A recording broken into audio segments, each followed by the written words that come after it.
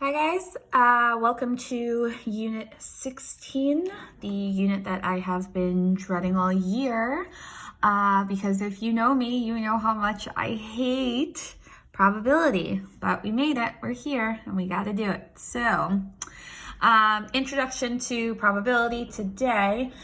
So to start off, we need to understand the concept of a sample space and an event. So a sample space is the collection of all of the possible outcomes of a chance of an experiment, whereas an event is a collection of specific outcomes of a sample space. So a sample space takes into account every single outcome that could happen in probability, whereas a specific event is just referring to one specific outcome of a certain sample space, okay?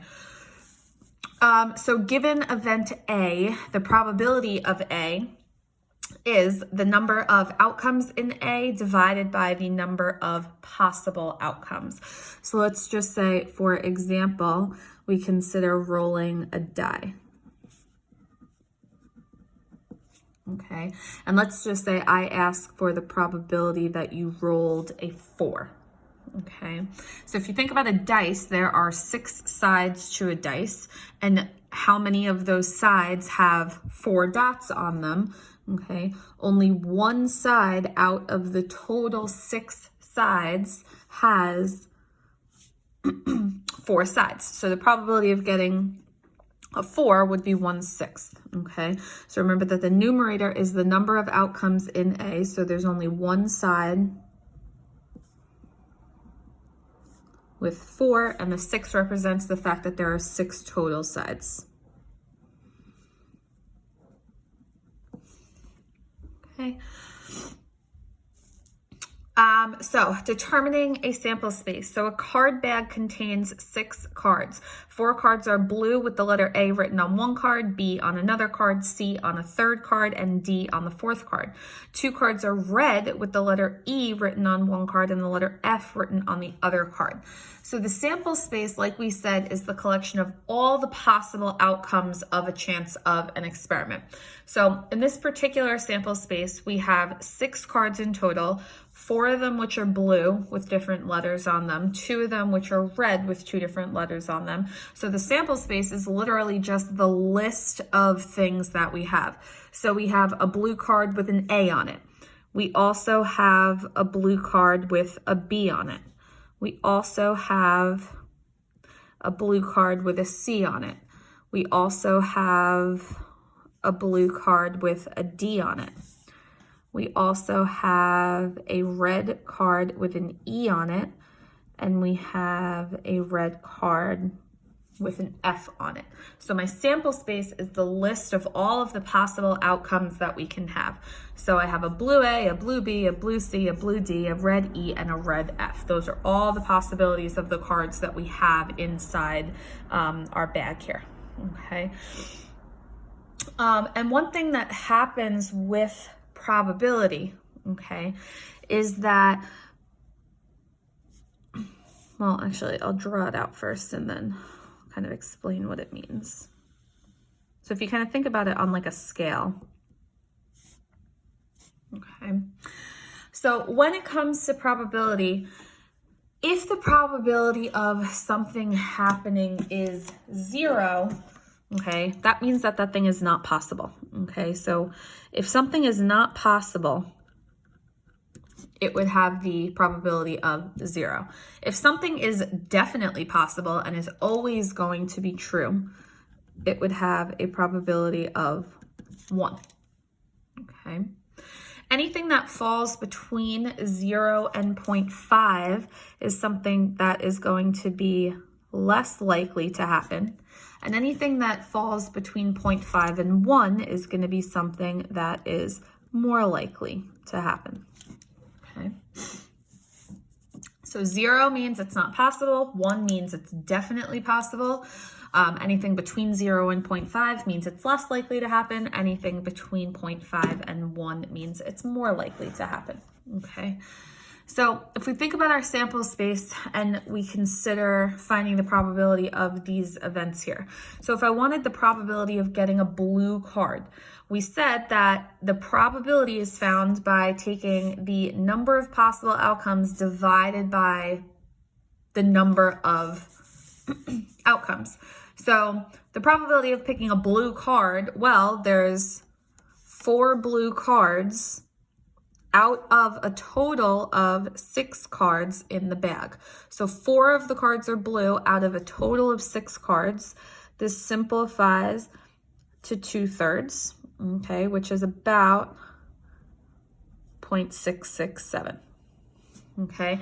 And if we considered what this would be from a percentage standpoint, remember we'd move our decimal places 2 points to the right, and so this would be about a 67% chance that you would pick a blue card, okay? The probability of getting a red card, well, how many red cards do we have in the bag?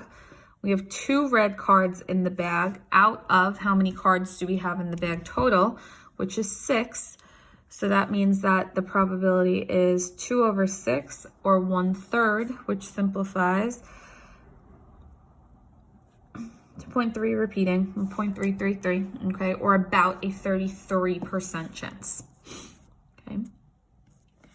I want you guys to try 2 and 4 on your own.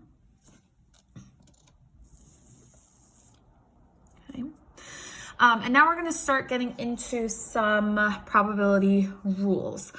So the first rule is called the complement rule, okay?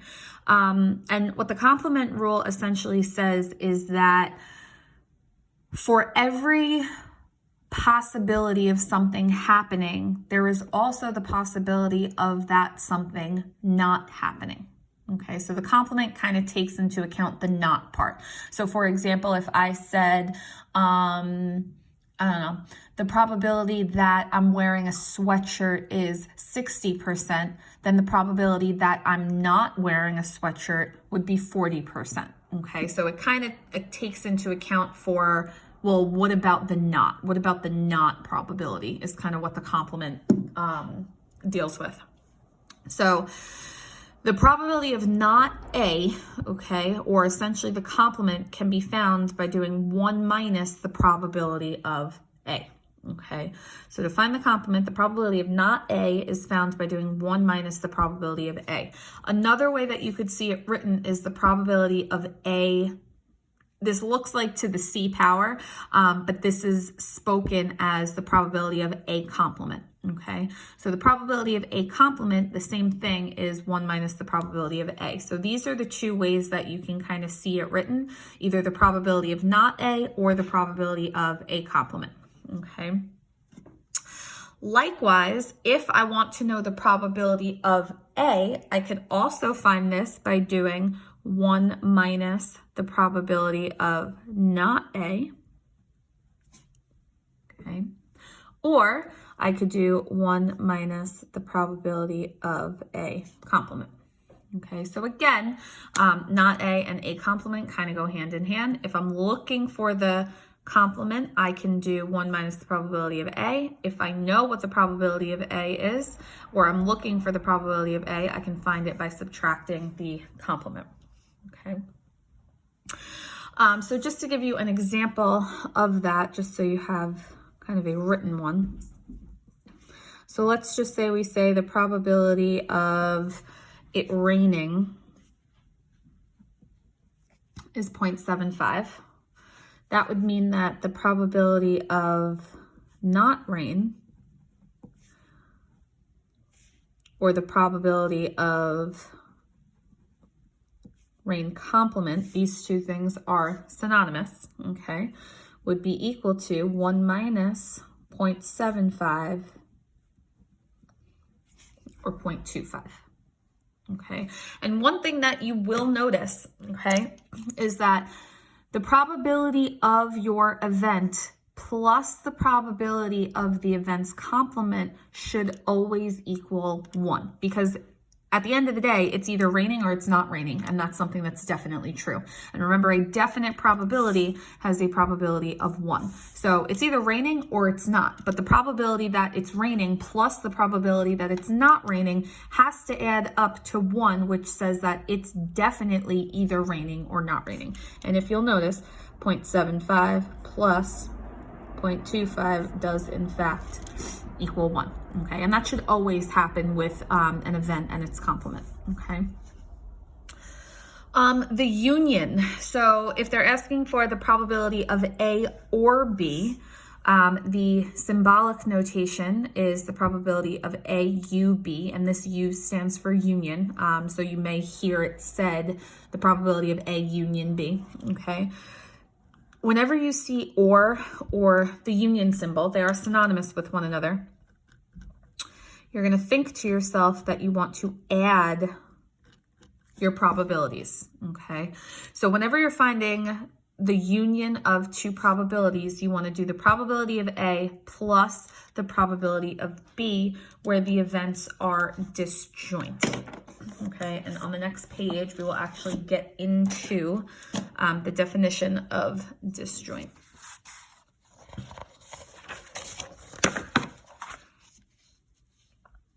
So disjoint means that there are no outcomes in common, okay? So essentially that I can't have two events happening at the same time. So for example, what is the probability that a traffic light is green and red at the same time? Well, it's not possible for a traffic light to be both green and red at the same time. It's either one or the other, okay? So the probability here would be 0 because a light cannot be both green and red. Okay, so that's what disjoint means. It means that there's no outcomes in common, or that your outcomes can't be happening at the same time. Okay. The intersection, the probability of A and B, symbolically is an upside down U, and again is read as the probability of A intersect B. So whenever you see either end or intersect, you're going to think multiply. Okay, so if you're doing the intersection, you're going to do the probability of A times the probability of B when the events are independent. And for two events to be independent, it means when event A does not affect the outcome of event B. So for example, if I flip a coin and roll a dice, me flipping a coin and getting a heads or tails has nothing to do with me rolling a dice. So they are not going to affect one another. Me flipping a coin is not going to affect what I roll on my dice. So an example would be rolling a die and flipping a coin.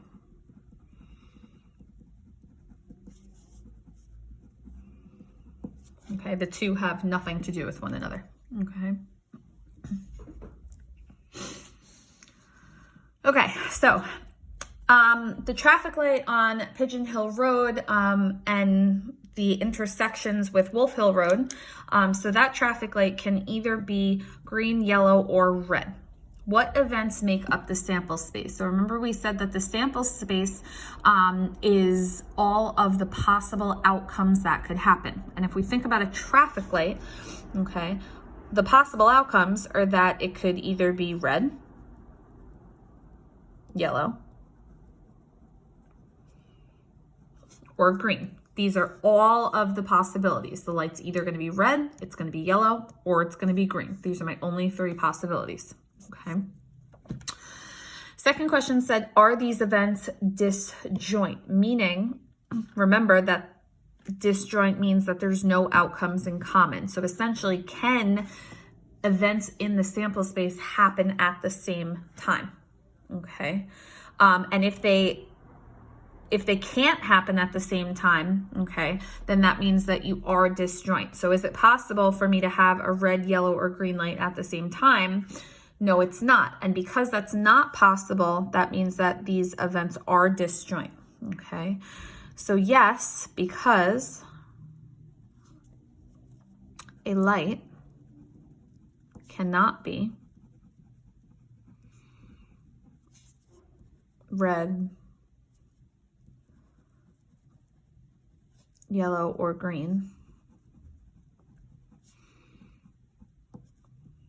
i.e. two colors at the same time.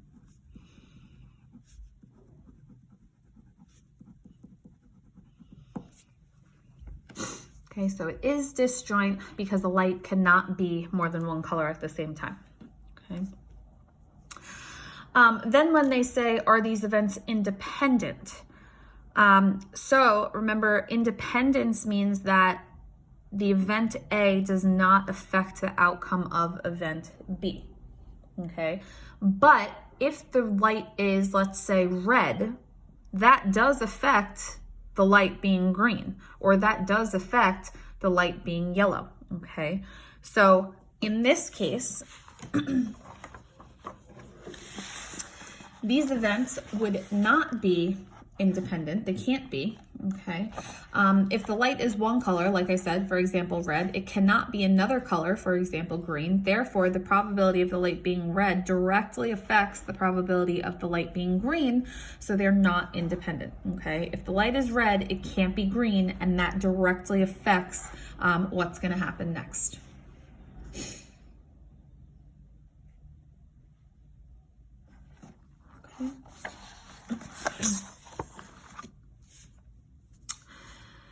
Okay, so now they say determine the probability of the given events. It was determined that the probability of green is 0.35 and the probability of yellow is 0.04. So the first thing they ask for is the probability of green union yellow, okay?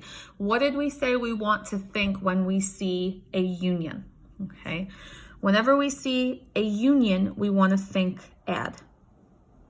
Okay, so what this really means is I want to do the probability of green plus the probability of yellow.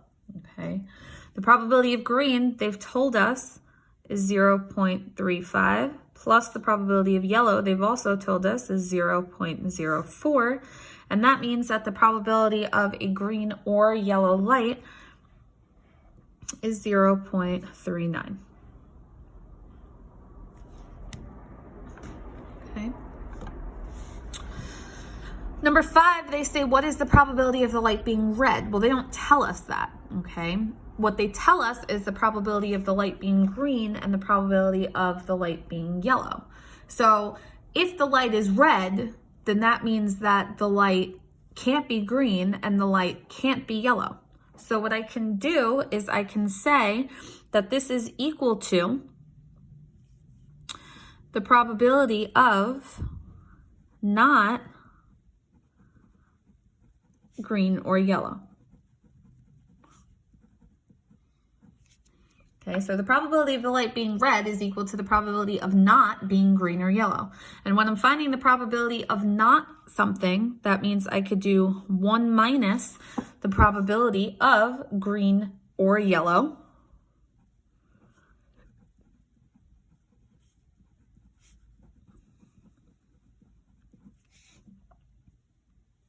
Okay, and we found the probability of green or yellow to be 0.39. So 1 minus 0.39 is going to tell us that the probability of the light being red is about 0.61.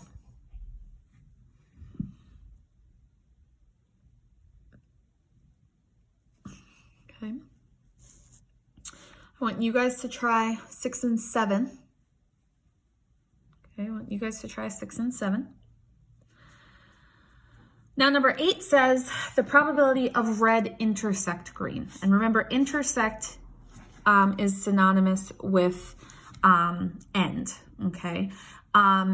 Is it possible for the light to be both red and green at the same time? No, it's not. Okay, and if that's something that's not possible, that means that the probability here is 0.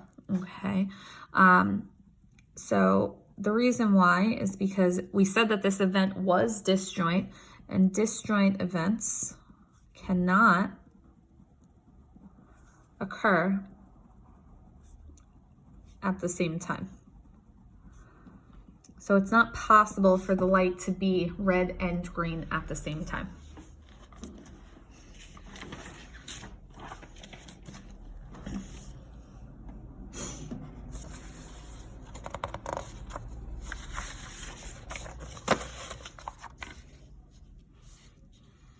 Okay, so next they say, now let's think about the morning commute for Monday through Friday. So what is the probability you find the light red on both Monday and Tuesday? Okay, and the first thing they say is think about whether these events are independent. Okay, if I hit a red light on Monday, does that have anything to do with me maybe hitting a red light on Tuesday? Okay. It doesn't. And since they have nothing to do with one another, that means that the events are independent. Okay, so we say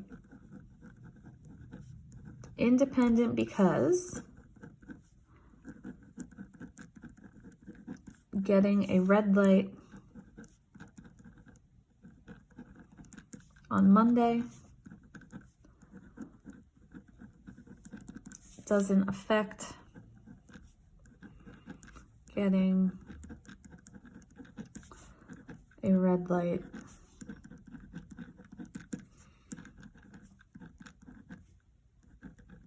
on Tuesday. Okay, so the two have nothing to do with one another, therefore they are independent. Okay, so essentially what we're asking for then is what's the probability that I hit a red light on Monday and a red light on Tuesday? So I'm looking for what's the probability of a red light and a red light. Okay, which if we think about this in terms of correct symbolics, I guess you can say, the same thing as the probability of red intersect red. And I want you guys just to get into the habit of knowing that and is intersect and or is union, just because that's going to start coming up a lot more. But when I'm doing end probabilities or intersect probabilities, it means that I want to think about multiplying. And we found on the previous page that the probability of a red light is 0.61 times the probability of a red light, which again is 0.61. Okay, so the probability that I'm going to get a red light on Monday and Tuesday is 0.372.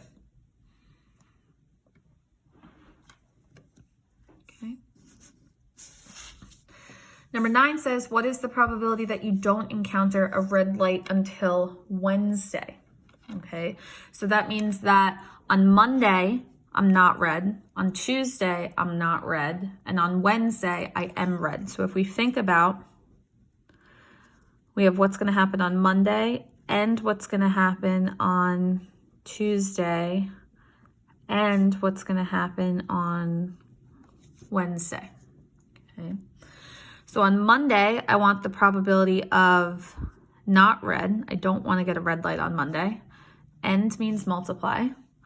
On Tuesday, I want the probability of not getting a red light. And then on Wednesday, I want the probability of hitting a red light. Okay. Okay. Remember, side note, that the probability of not red really means 1 minus the probability of red, and we know that the probability of red is 0.61, which means that the probability of not red is 0.39. Okay, so what we have here then is 0.39 times not red again, which is 0.39, times red, which we know is 0.61. And this is going to be 0.093. So there's only about a 9% chance that you're not going to hit a red light until Wednesday.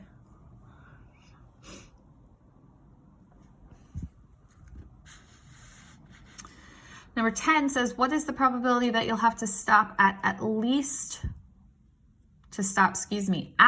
once during the week? Or the complement, never having to stop at a red light. So that's important, okay? Whenever they say at least once, that's the same thing as finding the complement, okay? So what's the probability that I have to stop at least once? Well, that's the same thing as the probability that I never have to stop at a red light, okay? Because think about if I either have to stop at a red light or I don't. So the probability of me stopping at least once is saying that I'm gonna have to stop. So the probability of me not stopping at all would be the complement of that, okay? And if I find it's actually easier to find the complement than to find this. And I just want to explain that one more time. Remember we said with the rain example, it's either raining or it's not, okay? So when it comes to the traffic lights, I'm either stopping or I'm not. So if I stop at least once, that counts as me stopping, meaning that the rest of the probability has to be the probability of me not stopping, okay? So the probability of stopping at least once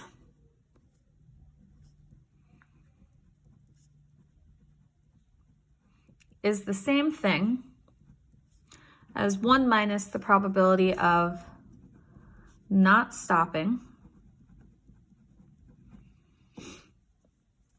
any day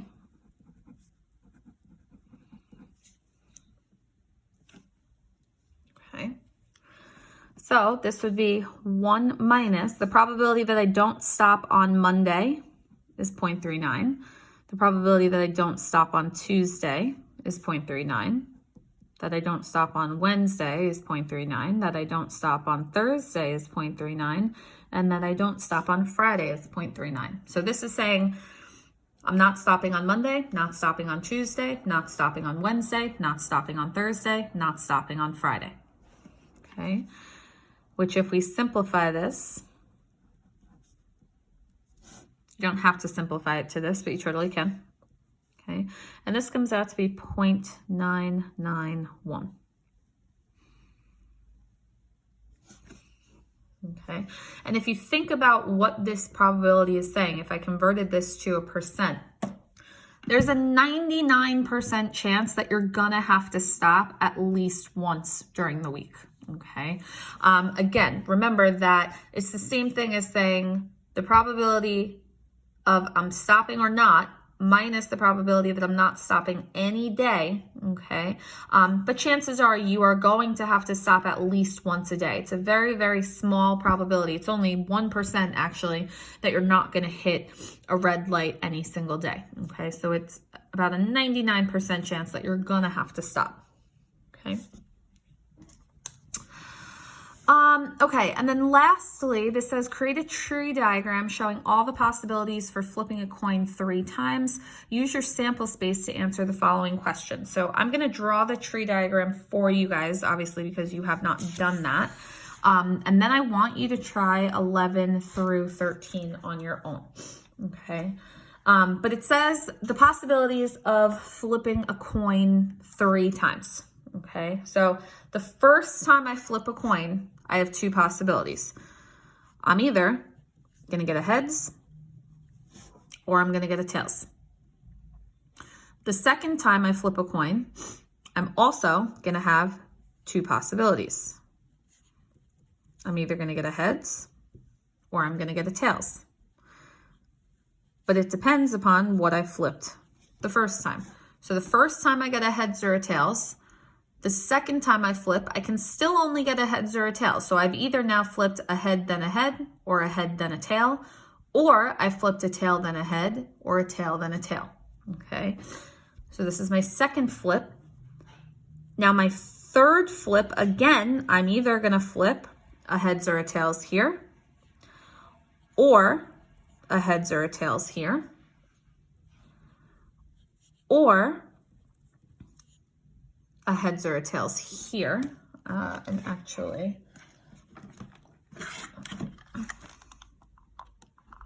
just want to look this in all the way through. Heads or tails here, or heads or a tails here. Okay. So now our sample space, remember a sample space is all the different possibilities that can happen, okay? And the way that we find it is essentially just by following our diagram, okay? So I can either get a heads, and a heads. So I can either get 3 heads, or I could get a heads, and a tails.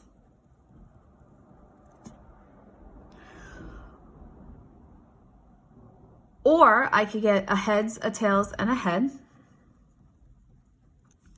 Or a heads, a tails, and a tails.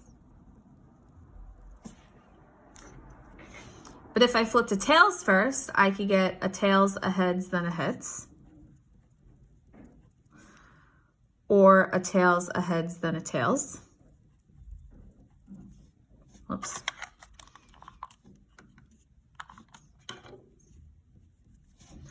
Or I could get a tails, a heads. Or I could get 3 tails, tails, tails, tails. Okay, so this is my sample space. This is all of the possible outcomes that I could get if I flip a coin 3 times. I flip a coin 3 times, I'm either gonna get 3 heads, 2 heads and a tail, a heads, a tails, then a heads, a heads, a tails, then a tails, a tails, a heads, then a heads, a tails, a heads, then a tails, tails, tails, heads, or I'm gonna flip 3 tails. So these are my 8 possible outcomes that I could get when I'm flipping a coin 3 times, okay? So now using this diagram and using the sample space, like I said, I want you guys to try 11 through 13, and then your homework is in your workbook.